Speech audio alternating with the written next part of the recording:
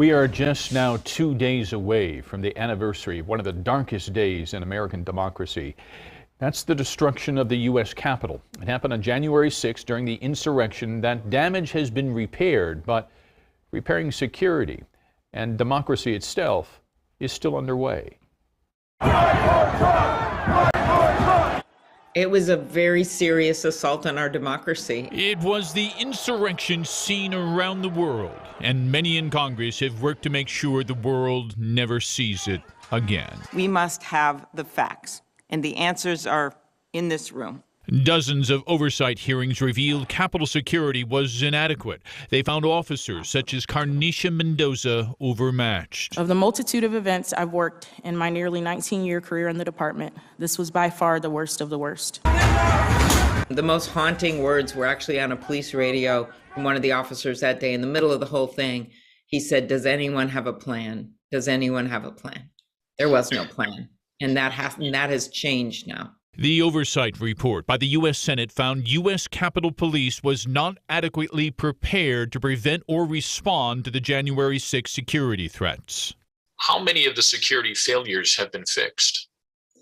Well, that's one of the reasons we're doing oversight and have more accountability. A number of them have, but there's still challenges. I'll start with what's been fixed: better intelligence sharing, operational plans. 75% of the officers were in plain clothes that day.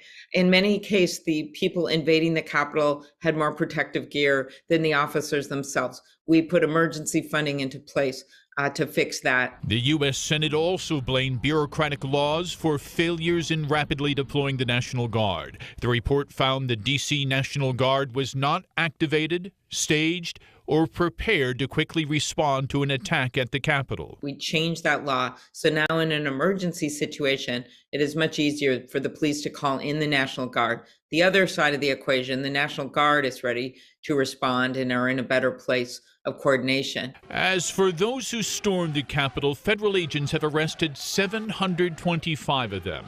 Many are heading to prison.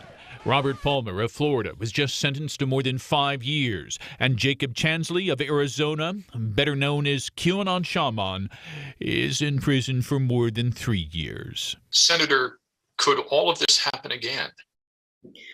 There are always threats on democracy. The question is, are we ready to respond?